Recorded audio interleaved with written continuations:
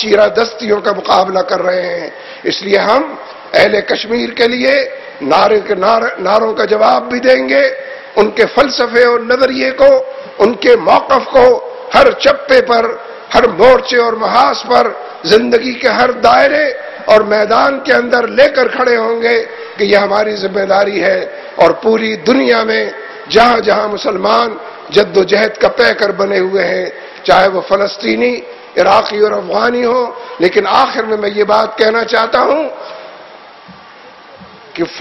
کہ نیٹو کو جو سپلائی بند ہو گئی تھی، پورے ملک نے اس کے اوپر مسرت کا اور خوشی کا اظہار کیا تھا۔ بڑی تعداد میں ٹینکرز جلائے گئے تھے۔ عوام نے اس بند ہونے کو بڑے پیمانے پر کامیابی قرار دیا تھا، لیکن شکست خوردہ لوگ، پاکستان کی شکست خوردہ آرمی، میں آرمی سے یہ بات پوچھتا ہوں، تمہارے 2 فوجی مرے تھے، ہمارے وہ بیٹے تھے، ہمارے وہ مستقبل تھے۔ تمہارے 3 فوجی زخمی ہوئے تھے، وہ ہمارے بیٹے تھے، ہماری مستقبل کی امید تھے۔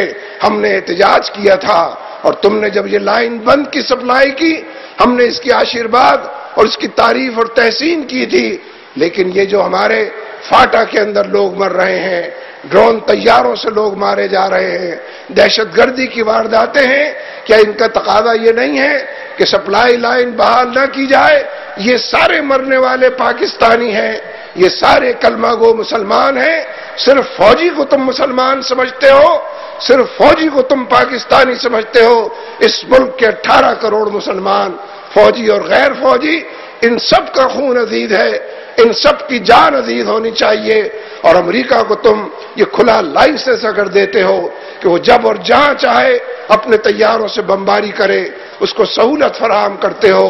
اور لکھنے والوں نے تو یہ بات لکھی ہے کہ جس طرح ڈرون طیاروں کے حملوں کی اجازت امریکہ کو دی گئی ہے، حکومت پاکستان اور فوج نے مل کر دی ہے، بالکل اسی طریقے سے عافیہ کو سزا دینے کے بارے میں حکومت پاکستان نے گرین سگنل، ہری جھنڈی دکھائی تھی امریکہ کو کہ جو سزا بھی دو گے ہم اس پر خاموش رہیں گے، جیسا کہ وہ خاموش ہیں۔ اس لیے میری بہنوں اور بیٹیوں، آنے والا دن ایک بڑی جد و جہد کا متقاضی ہے، ایک بڑی کشمکش کی طرف بلا رہا ہے، اور بڑے پیمانے پر پرامن رہتے ہوئے، پرسکون رہتے ہوئے، اپنے ایجنڈے سے، اس کی ترجیحات سے واقف رہتے ہوئے حالات کا مقابلہ کرنا ہے، اور فتح انہی کی ہونی ہے جو صبر اور حوصلے سے کام کرنا جانتے ہوں، جو جذبہ جہاد سے سرشار، شوق شہادت کی تمنا اور آرزو دلوں میں پالتے ہوں۔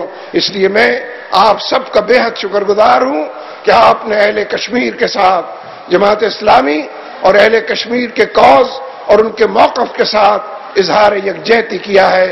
اللہ تبارک و تعالی ہماری جد و جہد کو کامیاب فرمائے، حالات کی بہتری عطا فرمائے، اور ظالم حکمرانوں سے، امریکہ کے گماشتوں سے اور خود امریکہ کی مداخلت سے ہم کو محفوظ فرمائے۔ وآخر دعوانا ان الحمدللہ رب العالمین۔